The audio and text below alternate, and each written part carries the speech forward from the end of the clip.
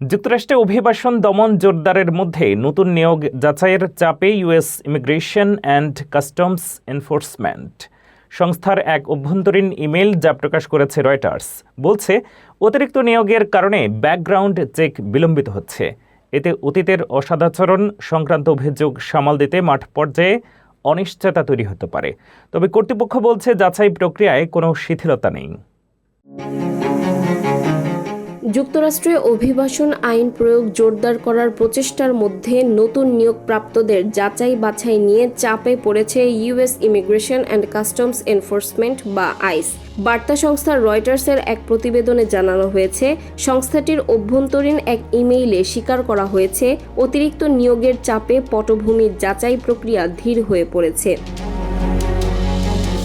ইমেইলটি আইসের enforcement and removal operations বিভাগের সুপারভাইজারদের কাছে পাঠানো হয়। সেখানে বলা হয়, বিপুল সংখ্যক নতুন নিয়োগ এবং স্থগিত ব্যাকগ্রাউন্ড চেকের কারণে মাঠ পর্যায়ে অনিশ্চয়তা তৈরি হতে পারে। বিশেষ করে আইসে যোগদানের আগের কোনো অসদাচরণ বা অভিযোগ সামনে এলে তা কিভাবে সামাল দেওয়া হবে সে বিষয়ে নির্দেশনা দেওয়া হয়েছে।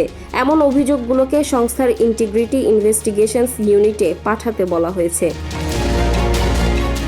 সমালোচকদের আশঙ্কা, দ্রুত জনবল বাড়ানোর চাপে যাচাই ও প্রশিক্ষণের মান ক্ষতিগ্রস্ত হতে পারে। এতে ভবিষ্যতে অপারেশন পরিচালনার সময় অনাকাঙ্ক্ষিত ঘটনা বা ক্ষমতার অপব্যবহারের ঝুঁকি বাড়বে।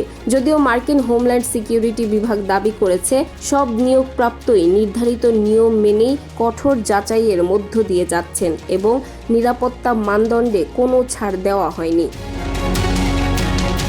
বিশ্লেষকদের মতে, অভিবাসন নীতি কঠোর করার রাজনৈতিক অঙ্গীকার পূরণে দ্রুত সম্প্রসারণের এই পদক্ষেপ প্রশাসনিক সক্ষমতার ওপর বড় চাপ সৃষ্টি করছে।